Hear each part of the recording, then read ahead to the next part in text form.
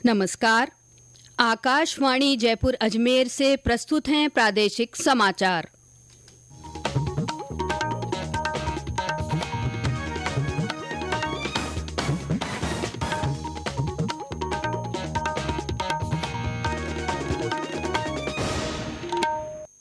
मुख्य समाचार। चिकित्सा और स्वास्थ्य विभाग ने राजकीय चिकित्सा संस्थानों में सुरक्षा व्यवस्था को लेकर जारी की गाइडलाइन। प्रदेश में मेडिकल टूरिज्म को बढ़ावा देने के लिए state medical value tourism committee का किया गया गठन। भ्रष्टाचार निरोधक ब्यूरो ने जयपुर विकास प्राधिकरण के एक तहसीलदार, 3 गिरदावर, एक कनिष्ठ अभियंता, पटवारी और दलाल को रिश्वत लेते रंगे हाथों किया गिरफ्तार। और प्रदेश में मानसून की बारिश का दौर जारी। आज कोटा, बारां, झालावाड़, नागौर, पाली और करौली जिलों में बारिश की संभावना।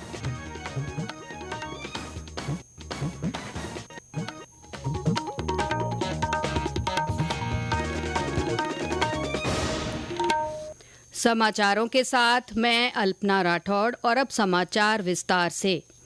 चिकित्सा एवं स्वास्थ्य विभाग ने एक परिपत्र जारी कर राजकीय चिकित्सा संस्थानों में सुरक्षा व्यवस्था चाक चौबंद करने की गाइडलाइन जारी की है। विभाग ने चिकित्सक और स्वास्थ्यकर्मी भय मुक्त वातावरण में मरीजों को स्वास्थ्य सेवाएं उपलब्ध करा सकें, इसके लिए सभी चिकित्सा संस्थाओं के प्रभारी और नियंत्रण अधिकारियों को समुचित कदम उठाने के लिए निर्देश दिए हैं। चिकित्सा और स्वास्थ्य विभाग की अतिरिक्त मुख्य सचिव शुभ्रा सिंह ने बताया कि राजकीय चिकित्सा संस्थानों में अनाधिकृत व्यक्तियों के प्रवेश और अन्य कारणों से कई बार कार्मिकों पर हमला और वाद विवाद की घटनाएं घटित हो जाती हैं। इन घटनाओं पर प्रभावी रोकथाम के लिए चिकित्सा संस्थानों में सुरक्षा व्यवस्था को मजबूत बनाया जा रहा है। इसके लिए आपातकालीन इकाइयों, प्रवेश द्वार और संवेदनशील स्थानों पर उच्च क्षमता वाले सीसीटीवी कैमरे लगाए जाएंगे। जन स्वास्थ्य निदेशक डॉक्टर रवि प्रकाश माथुर ने बताया कि सभी प्रभारी अधिकारियों को निर्देश दिए गए हैं कि सुरक्षा गार्ड द्वारा प्रवेश द्वार और निकासी द्वार पर निगरानी रखी जाए ताकि अधिकृत कर्मी अस्पताल में प्रवेश करें। अधिकृत कर्मी की आसानी से पहचान के लिए उनके आई कार्ड और मरीज के गेट पास की जांच कर प्रवेश दिया जाए। ड्यूटी के समय अस्पताल के सभी कार्मिकों द्वारा आई कार्ड लगाया जाए तथा निर्धारित गणवेश में ड्यूटी की जाए। मरीज से मिलने के लिए केवल 1 या 2 परिजनों को ही अनुमति दी जाए। मिलने का समय भी नियत किया जाए। केंद्रीय स्वास्थ्य और परिवार कल्याण मंत्रालय ने केंद्र सरकार के सभी सरकारी अस्पतालों और चिकित्सा संस्थानों को दीक्षांत समारोह के लिए नया ड्रेस कोड तैयार करने को कहा है। मंत्रालय ने इस संबंध में केंद्र सरकार के सभी अस्पतालों और चिकित्सा शिक्षण संस्थानों के प्रमुखों को पत्र लिखा है। मंत्रालय ने कहा है कि यह परिवर्तन औपनिवेशिक विरासत को छोड़ने और भारत की समृद्ध सांस्कृतिक विरासत को अपनाने की दिशा में एक महत्वपूर्ण कदम है। पत्र में कहा गया है कि विभिन्न संस्थान दीक्षांत समारोह के दौरान काले वस्त्र और टोपी का उपयोग करते हैं और यह परंपरा यूरोप में मध्य युग में शुरू हुई थी। मंत्रालय ने संस्थानों को निर्देश दिया है कि वे राज्य की स्थानीय परंपराओं के आधार पर संबंधित संस्थान के लिए उचित भारतीय ड्रेस कोड तैयार करें। राज्य सरकार ने एक आदेश जारी कर प्रदेश में मेडिकल टूरिज्म को बढ़ावा देने के लिए state medical value tourism committee का गठन किया है। यह कमेटी मेडिकल टूरिज्म से संबंधित नीति निर्धारण के साथ ही उसका प्रभावी और समयबद्ध क्रियान्वयन भी सुनिश्चित करेगी। अतिरिक्त मुख्य सचिव चिकित्सा और स्वास्थ्य विभाग की अध्यक्षता में गठित इस कमेटी में उपाध्यक्ष पर्यटन विभाग के प्रमुख शासन सचिव होंगे। नगरीय विभाग के प्रमुख शासन सचिव, आयुर्वेद विभाग के सचिव, ब्यूरो ऑफ इन्वेस्टमेंट प्रमोशन के आयुक्त, राष्ट्रीय स्वास्थ्य मिशन के मिशन निदेशक, सूचना और प्रौद्योगिकी आयुक्त तथा चिकित्सा शिक्षा आयुक्त समिति के सदस्य होंगे। प्रधानमंत्री नरेंद्र मोदी कल प्रदेश के दौरे पर रहेंगे। श्री मोदी जोधपुर में आयोजित राजस्थान हाईकोर्ट के 75वें स्थापना दिवस कार्यक्रमों के समापन में शिरकत करेंगे। कार्यक्रम के अनुसार प्रधानमंत्री कल विशेष विमान से जोधपुर पहुंचेंगे। प्रधानमंत्री के कार्यक्रम को देखते हुए कल एसपीजी और स्थानीय पुलिस अधिकारियों ने उनकी यात्रा को लेकर सुरक्षा व्यवस्थाओं का जायजा लिया। और ब्यौरा हमारे संवाददाता से। राजस्थान हाईकोर्ट के 75वें स्थापना दिवस कार्यक्रम में भाग लेने के लिए प्रधानमंत्री नरेंद्र मोदी रविवार को दोपहर बाद से विशेष विमान से जोधपुर पहुंचेंगे। एयरपोर्ट पर स्वागत के बाद पीएम का काफिला एयरफोर्स स्टेशन से पुरानी पाली रोड से होते हुए जालामण चौराहे से सीधे न्यू हाईकोर्ट भवन जाएगा, जहां पर वे मुख्य समारोह में बतौर मुख्य अतिथि के रूप में शिरकत करेंगे। इस कार्यक्रम के बाद शाम को ही वे दिल्ली के लिए रवाना हो जाएंगे। उनकी यात्रा को लेकर शुक्रवार को एसपीजी और पुलिस ने सुरक्षा व्यवस्थाओं का जायजा लिया। रामेश्वर बेड़ा, आकाशवाणी समाचार, जोधपुर।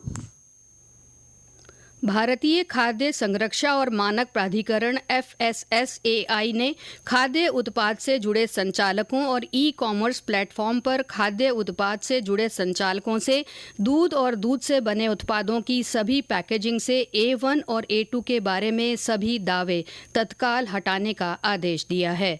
प्राधिकरण के संज्ञान में आया है कि खाद्य उत्पाद से जुड़े संचालक A1 और A2 के वर्गीकरण के अंतर्गत दूध और घी, मक्खन और दही जैसे दूध से बनने वाले उत्पादों की बिक्री कर रहे हैं।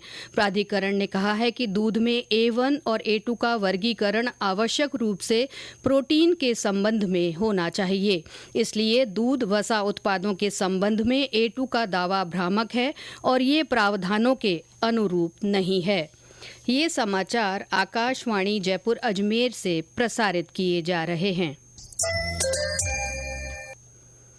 भ्रष्टाचार निरोधक ब्यूरो ने कल एक कार्रवाई करते हुए जयपुर विकास प्राधिकरण के एक तहसीलदार, 3 गिरदावर, एक कनिष्ठ अभियंता, पटवारी और एक दलाल के एक साथ अलग अलग रिश्वत लेते हुए रंगे हाथों गिरफ्तार किया है।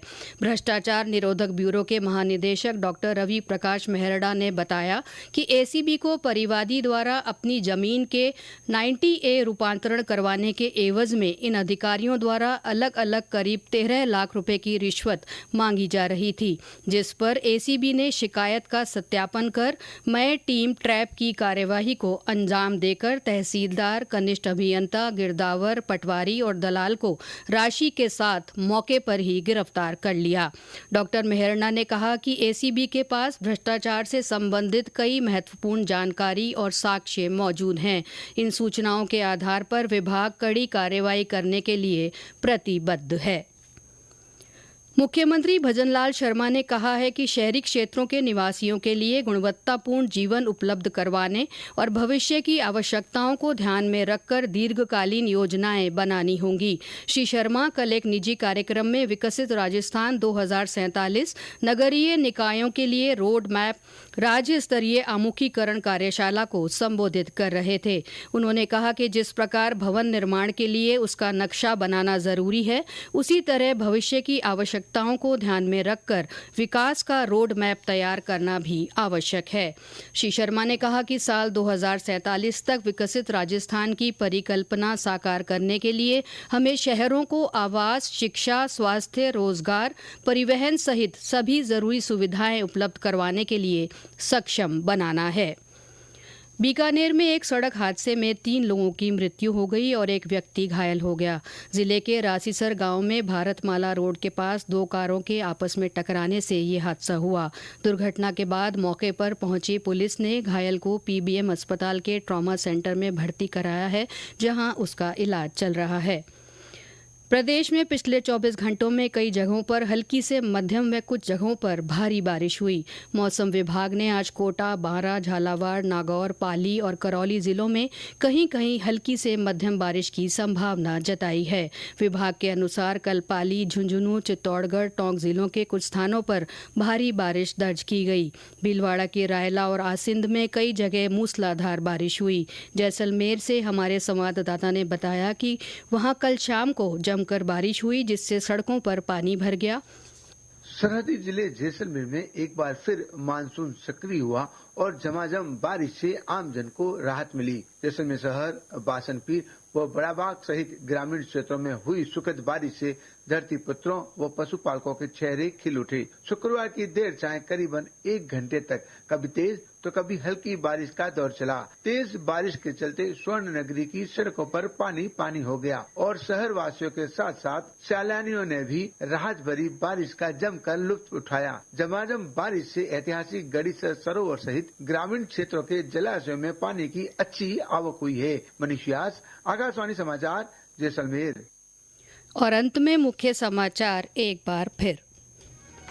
चिकित्सा और स्वास्थ्य विभाग ने राजकीय चिकित्सा संस्थानों में सुरक्षा व्यवस्था को लेकर गाइडलाइन जारी की है। प्रदेश में मेडिकल टूरिज्म को बढ़ावा देने के लिए state medical value tourism committee का गठन किया गया है। भ्रष्टाचार निरोधक ब्यूरो ने जयपुर विकास प्राधिकरण के एक तहसीलदार, 3 गिरदावर, एक कनिष्ठ अभियंता, पटवारी और दलाल को एक मामले में रिश्वत लेते रंगे हाथों गिरफ्तार किया है। और प्रदेश में मानसून की बारिश का दौर जारी है। आज कोटा, बारां, झालावाड़, नागौर, पाली और करौली जिलों में बारिश की संभावना है। इसके साथ ही प्रादेशिक समाचार बुलेटिन समाप्त हुआ। नमस्कार।